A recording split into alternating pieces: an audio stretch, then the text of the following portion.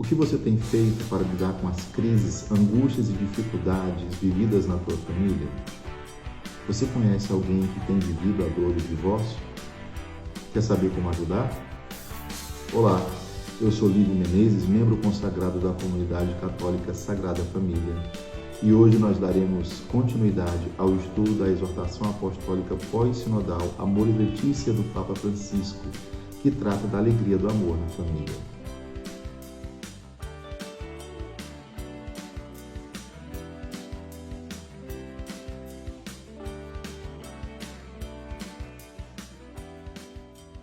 Então, hoje nós abordaremos o capítulo 6, o finalzinho dele, da Amoris Letícia, que trata sobre iluminar as crises, angústias e dificuldades vividas na família. Esse capítulo, esse finalzinho de capítulo, ele é mais voltado ali para aquele casal cujo vinho já perdeu o sabor, não é? Assim, aquele vinho do noivado foi perdendo o sabor, né? As coisas foram acontecendo, a vivência conjugal foi deixando a relação meio complicada. Então, é mais dedicado para essas pessoas. Então, assim, trazer que esse vinho, ele fica melhor à medida que o tempo passa, mas o que dá esse sabor ao novo vinho, né, é a fidelidade da espera e da paciência, que com certeza ela é cheia de sacrifícios, não é?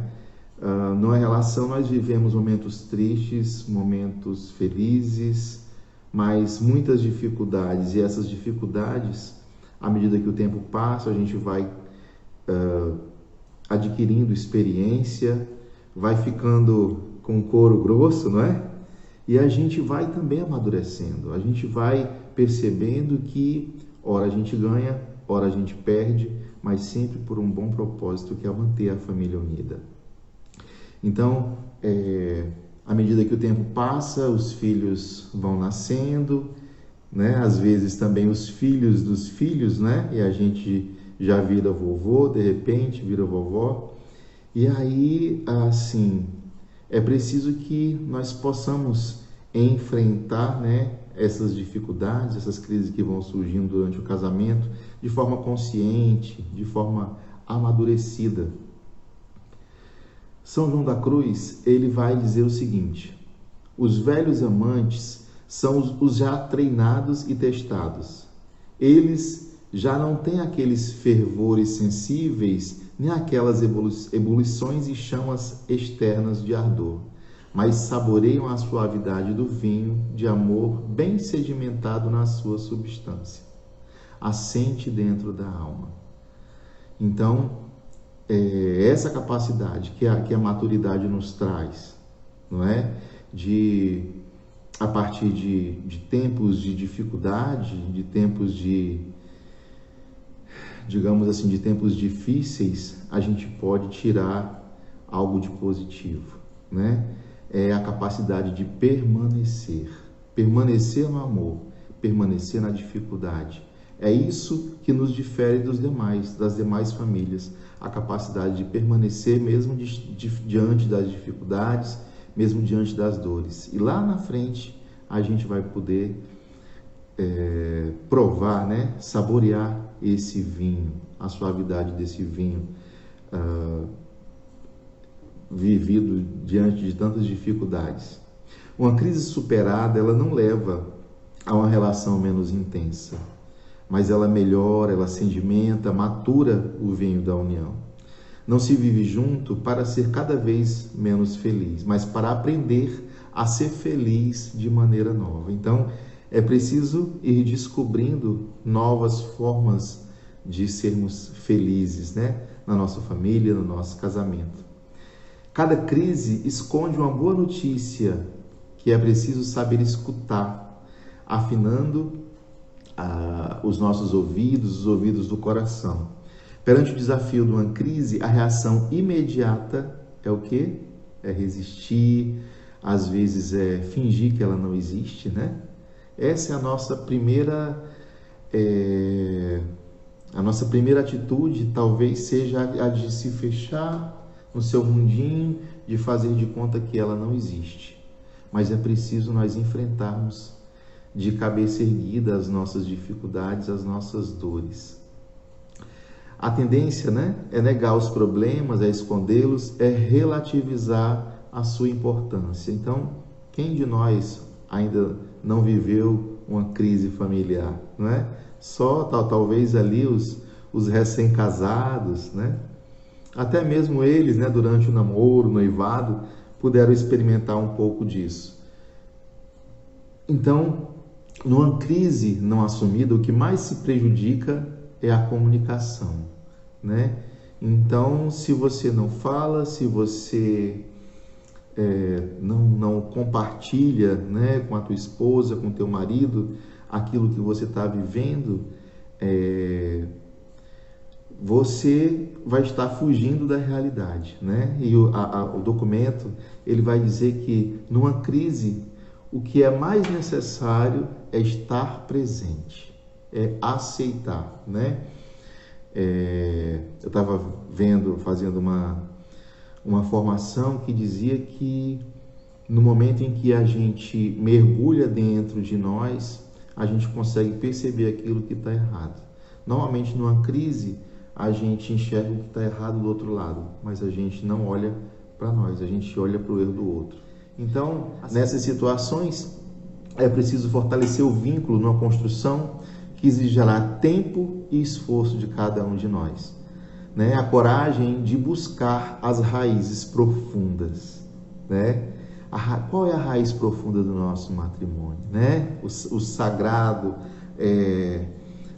o sim que nós demos, né? O compromisso, a aliança, né? Então, outras situações, né, que podem ser crises, né, na família, são as velhas feridas, né? Assim, talvez pessoas que têm 40 anos ainda não amadureceram. E a gente conhece pessoas assim, né? Que o tempo passa e a pessoa está ali ainda numa fase anterior, porque talvez teve algumas feridas no passado que não conseguiu curar, enfim. Então, essas situações, elas também são difíceis, né? E é isso, é preciso amar, é preciso perdoar, é preciso superar, né? Com toda essa possibilidade que nosso Senhor nos coloca, né? Quando a gente coloca o amor em primeiro lugar, então tudo fica menos árduo, né? Tudo fica fica mais fácil de lidar, buscando aí uma espiritualidade, né, mais próxima. E aí, assim, a gente vai falar agora também, né, das rupturas, né, dos divórcios, né, e como o divórcio tem sido banalizado, né? As pessoas, muitos casam já dizendo, eu vou casar até quando der, né? E quando não der, eu separo. Vou casar, mas se não der certo, como é que as pessoas conseguem ter uma mentalidade de tratar o sacramento do matrimônio de forma leviana, eu diria até, não é? Então, nessas situações de divórcio, não é importante que as nossas comunidades ela tenha alguém ali, uma pastoral, né? Pastoral da reconciliação, talvez, voltada com esse foco, né? Para que a gente consiga, né, trabalhar com essas pessoas, né? O Papa Francisco, na própria Amoris Laetitia, ele vai dizer que ele pede, né, nunca aos pais, né, nunca tornem os filhos reféns da decisão de vocês. Então, pais que separam, né, que se divorciam, mas que criam os filhos falando mal, né, a mãe falando mal do pai, para a criança falando né, mal do pai e vice-versa. Então, isso frustra, né? Isso dificulta a educação de qualquer criança. Então, para isso é preciso que nas nossas capelas, né, nas nossas igrejas, paróquias, tenha alguém ali responsável para lidar com essas pessoas, para trabalharem, né, de uma forma mais próxima com elas, fazer com que elas percebam que elas não são excomungadas, porque tem muita gente que não se aproxima às vezes da igreja quando é divorciado, porque já se sente diminuído, né? Tem também algumas situações complexas, né, que são os matrimônios mistos, onde marido e mulher, eles se casam, mas são religiões diferentes, são matrimônios talvez mistos, que não são comuns, né?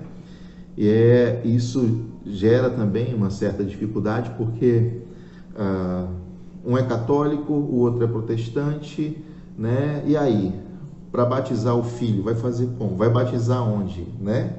Vai dar a catequese ou vai levar no culto dominical? Como é que vai ser? Então, tudo isso é muito complexo, né? E para isso a gente precisa, né, também apelar para essa pastoral, né, para trabalhar com essas situações complexas. Também tem a questão das famílias que enfrentam, né, ali a dificuldade, né, dos filhos homossexuais, como lidar com os filhos, né, homossexuais, né, tem que lidar com todo amor, tem que, claro, sempre falar a verdade, mas a verdade sempre com amor, sempre acolhendo, né? Na nossa comunidade a gente fala de acolher, amar e formar, né? Então essa é a atitude, né? Acolher, amar e formar. Então são situações em que a família vai enfrentando, não é? E eu queria ler um trechinho aqui da Familiares, ou melhor, da Amores Letícia, que fala sobre isso, né? Sobre o lido, né, com os homossexuais. Projetos de equiparação ao matrimônio das uniões entre pessoas homossexuais que não existe fundamento algum para assimilar ou estabelecer analogias, nem sequer remotas, entre as uniões homossexuais e o desígnio de Deus sobre o matrimônio e a família. Veja o que a Amores Letícia está dizendo, né? Que nada se equipara, né, ao desígnio de Deus sobre o matrimônio e a família, que é a junção de um homem e uma mulher, né? Então ele ainda vai dizer o seguinte, que é inaceitável que as igrejas locais sofram pressões nessa matéria e que os organismos internacionais condicionem a ajuda financeira aos países pobres à introdução de leis que instituam o matrimônio entre as pessoas do mesmo sexo. Então é isso, meus irmãos. Por hoje é só. Você gostou desse vídeo? Então dê seu like, curta e compartilhe. Na próxima sexta-feira, acompanhe mais um vídeo da série Ser Família sobre o estudo do documento Amores Letícia. Jesus, Maria e José, nossa família vossa é. Um abraço.